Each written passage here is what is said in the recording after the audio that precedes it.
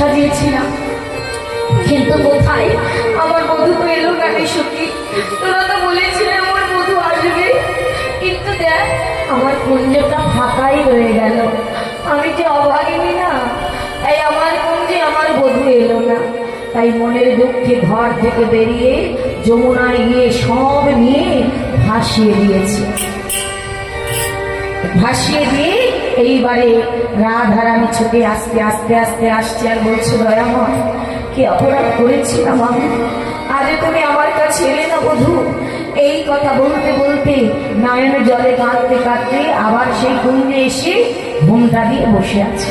আর এদিকে গোবিন্দ ছুটতে ছুটতে আস্তে আস্তে ওই রাধারানীর চরণ যুগলে লুটায় পড়লে। রাধে রাধে রাধে রাধে, আমায় ক্ষমা করো রাধে, আমি যে তবু চরণে অপরাধ করেছি রাধে, আমায় ক্ষমা করো।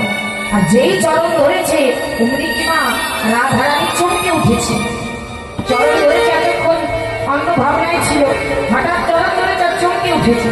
আর চমকে উঠে যেই চরণের দিকে তাকিয়েছে না, দেখছে তো আর কেউ নেই, আমারই প্রাণনা। কিন্তু আনন্দ করে প্রাণনাথকে তুলবে কি? যেই প্রাণনাথকে আনন্দ করে তুলতে গেছে অমনি দেখছে বধূকে দর্শন করলেন। আর সর্বঙ্গ দর্শন করে ওই যে ঘোমটা টেনে মান করলেন রাধারানী, আর ঘোমটা সরালেন। কেন মান করলেন? বললেন কেন? চন্দ্রার কুণ্ডে গিয়েছে তাই না, চন্দ্রার কুণ্ডে গিয়েছে বলে রাধারানীর কোনো মান হয়নি। মান হয়েছে বধূকে দর্শন করে। তিনি মনে মনে ভাবছে, যে বধূর অঙ্গে চন্দন দিতে আমার হাতটা থর হয়ে কাঁপে, সেই বধূর অঙ্গে আজ ক্ষত বিক্ষতের চিহ্ন, আলু থালু বেশভূষা, এইসব দেখে আমার রাধারানী মান করলেন। যে বধূকে একটা পুষ্প দিয়ে আমি একটি চন্দন দিতে আমার হাতটা থরথর করে কাঁপে, যে আমার বধূর যদি আঘাত লাগে আর তার সর্ব অঙ্গে এমন আঘাতের চিহ্ন, এমন চিহ্ন দেখে সব বিপরীত বেশভূষা, যে বসন তিনি পরে সেই বিষণ নেই তার অঙ্গে, তার সকল কিছু বিপরীত হয়ে গেছে। আর এই দেখে রাধারানী অচৈতন্য হয়ে গেলেন, ঘোমটা টেনে মান করলেন। আর বধূ বুঝতে পারলেন যে রাধারানী মান করেছে, তাড়াতাড়ি চরণটা বুকের মধ্যে নিয়ে বলছে, রাধে আমায় ক্ষমা করো, রাধে আমি যে নবচরণে অপরাধ করেছি, ক্ষমা করো ক্ষমা করো।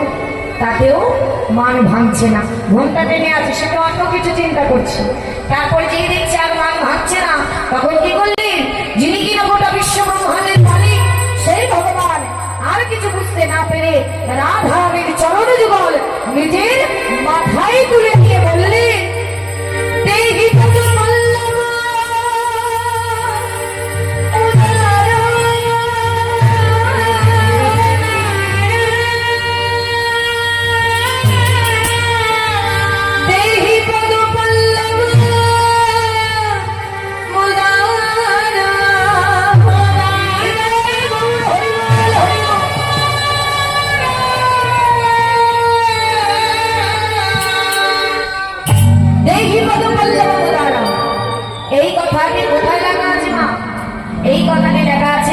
কবি জয়দেবের গীত গোবিন্দমে। আর এই জয়দেবের গীত গোবিন্দম লিখছিলেন কি কবি জয়দেব?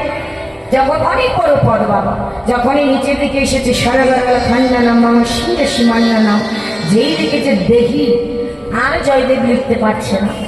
তিনি ভাবছেন কি করে সম্ভব? দেহি পদ পল্লব পল্লব মোদারম, মানে কি আমি ভক্ত চরণের দাস, তোমার চরণ তুলা আমার মাথায় দাও, তোমার চরণ জোগাড় আমি মাথায় নেব। তাই বলছে দেহি পদ পল্লব মোদারম। তখন তিনি ভাবলেন এ কথা আমি লিখতে পারবো না, যিনি কিনা স্বয়ং ভগবান, তার মাথায় ভক্তের চরণ, না না না না, আমি লিখতে পারবো না। তাই কি করলেন বাবা? যাইনি তাই কথা নয়। তখন কি করলেন? নিজে লিখলেন না, না লিখে চলে গেলেন অজয় নদীর থেকে স্নান করতে। আর তখন ভগবান বললেন, জয়দেব তুমি বুঝলে না ভক্তকে আমি কত ভালোবাসি, ভক্তকে যে আমি মাথায় করে রাখি, জয়দেব তা তুমি বুঝলে না? বেশ, আমি নিজে এসে লিখে দেব। তখন কি করলেন? ভগবান নিজে এসে ওই বাঁকা করে সেই জয়দেবের গীত গোবিন্দমে নিজের হাতে স্বর্ণ অক্ষরে লিখে দিলেন, দেহি পদ পল্লব মোদারম, আমি ভক্ত চরণের দাস, ভক্ত চরণের দাস, ভক্ত চরণের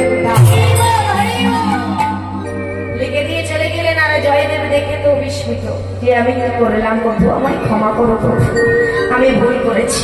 তাহলে আজ কি করলেন?